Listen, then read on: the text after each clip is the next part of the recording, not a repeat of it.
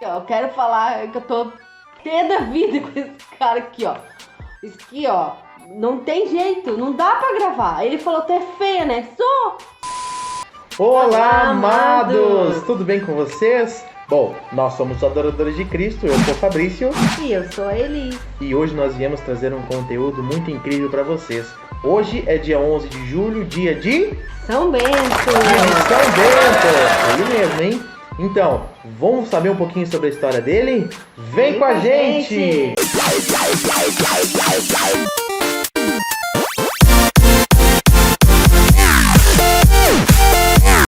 Então, São Bento nasceu na Itália no ano de 480 depois de Cristo.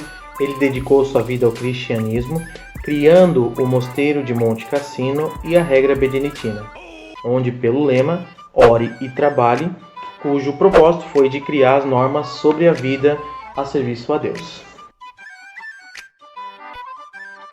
Então, gente, vou falar para vocês agora sobre um dos milagres de São Bento. Na verdade, é o primeiro milagre, né? Que aconteceu na vida dele quando ele era bem jovem, quando ele tinha 13 anos de idade. Ele era de uma família muito rica e ele acabou renunciando toda a sua fortuna, né? Toda essa riqueza para seguir a Deus, né? Essa vida de santidade. E como ele era muito jovem, ele saiu com a sua ama de criação, né, a pé até a cidade de Roma. E chegando lá, ele pediu para ela para que ela trouxesse um crivo, né? Um crivo naquela época eles usavam para limpar o trigo e os cereais, porque ela tinha uns furinhos no fundo. Então, por um descuido dessa ama, acabou caindo no chão, né? E São Bento, né, o jovem Bento, ele muito emocionado também, porque a ama acabou ficando triste, chorando, né, emocionada também. Ele pegou os cacos, colocou na sua mão e orou sobre esses pedaços. Ele também, né, por si ficou muito emocionado, chorou, né, e nesse momento, quando ele abriu os olhos, estava o crivo intacto, inteiro, como se não tivesse quebrado. E eles deixaram esse vaso na porta da igreja de São Pedro Apóstolo, né? Ficou lá por décadas e décadas, né? Sobrevivendo a tudo, né? E a todos. Quem passava por lá via essa vasilha e já sabia da história, desse momento, né? Desse milagre tão bonito que aconteceu com São Bento, e tão jovem. Agora, a gente vai falar sobre os símbolos de São Bento, né? O que cada veste que ele usa, o livro, o cajado representa. Então, começando pela batina. Ele significa, né? Ele mostra a Ordem dos Beneditinos, né? Que foi propriamente fundado por São Bento. Ele expressa, por ser, né, uma cor escura, preto, ele expressa uma forte espiritualidade e sacrifício, né, nessa vida de santidade com Deus. Agora eu vou falar um pouquinho sobre esse cajadinho aqui, ó, que tem na mão dele. Bom, o cajado, ele dá referência ao santo, né? Falando sobre ele como se ele fosse o pai dos monges. Falando um pouquinho sobre a taça. Nessa imagem que nós temos aqui, ela não tem a taça. Porém, outras que vocês encontram acabam tendo.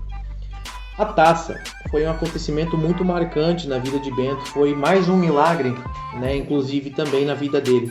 Foi quando ele foi chamado para ser superior em um convento em Vicovaro, superior dos monges no convento. Porque lá eles não tinham uma vida muito regrada de sacrifício e oração. Bento então foi lá para colocar ordem. Num certo dia, eles já cansados de ter que orar, ter que se sacrificar tanto, como Bento havia lhes solicitado, o pessoal se reuniu e decidiu colocar veneno numa taça onde Bento iria usar. Bento, na hora que recebeu essa taça, junto com todos os monges sentados à mesa, orou, como de costume que ele sempre faz. Orava sobre os alimentos abençoando. Quando ele terminou de orar, abriu-se os olhos e a taça, ela quebrou. Quebrando essa taça, Bento viu aí a má ingenuidade no coração desses monges. acabou se levantando, olhando para eles e falando que a servidão dele dentro daquele convento já não seria mais útil para eles, que eles teriam que arranjar outro monge que acabava tendo a compatibilidade, né, sobre a vida desses monges que lá estavam. A partir daí, ele começou a criar a ordem dos beneditinos. Vou agora falar para vocês um pouquinho sobre o livro de São Bento, né? Ele simboliza a regra de vida dos beneditinos, que ele tem como lema ore e trabalhe. Esse livro, ele tem 1500 páginas, né? Então, ele diz um pouquinho nesse livro que o trabalho, ele ocupa a mente, enobrece o homem e, é claro, ajuda sempre no crescimento e no desenvolvimento. Vou falar sobre a bênção, o gesto da bênção. Vocês já viram, já devem ter visto algumas imagens de São Bento abençoando algo, né? Isso foi muito notado na vida de Bento, pois era comum abençoar, pois ele seguia os passos de São Pedro, né? Pois ele dizia: não pagueis o mal com o mal e nem a injúria com a injúria. Pelo contrário, abençoai, pois para isto fostes chamados, para que sejais herdeiro da bênção. Isso está escrito em 1 Pedro, né, capítulo 3, versículo 9.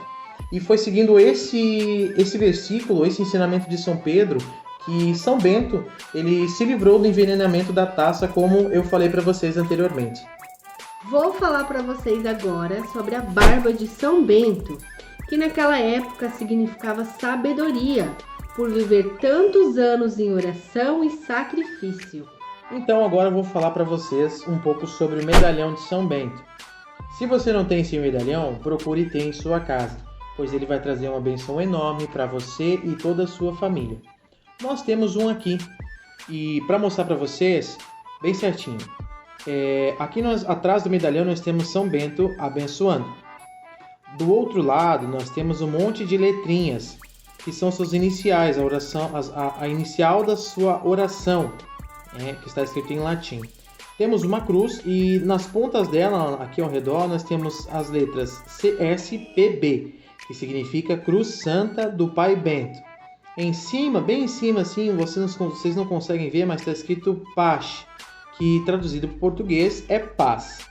E ao redor e no meio da cruz, nós temos a sua oração em latim, que traduzindo para o português fica: que a cruz sagrada seja minha luz, não seja o dragão meu guia. Retira-te, Satanás, não me aconselhe as coisas vãs. Se é mal que tu me ofereces, bebe tu mesmo do teu veneno. Bom, gente, vou falar para vocês agora uma curiosidade sobre São Bento. Para quem ainda não sabe, São Bento tinha uma irmã gêmea, Santa Escolástica. Santa Escolástica se encontrava com Bento dentro do mosteiro uma vez por ano.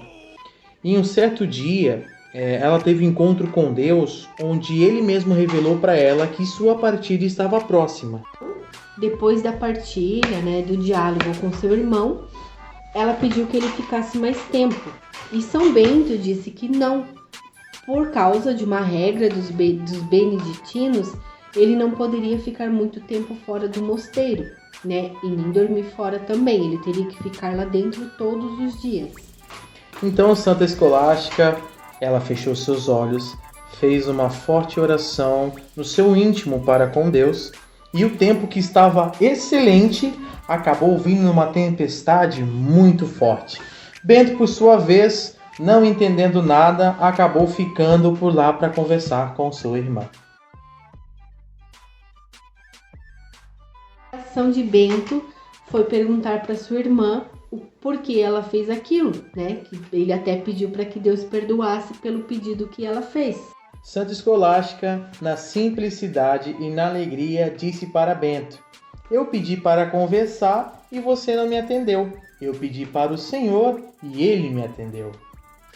Passados 3 dias, São Bento teve a visão de uma pomba subindo ao céu. E ali era o símbolo da partida da sua irmã.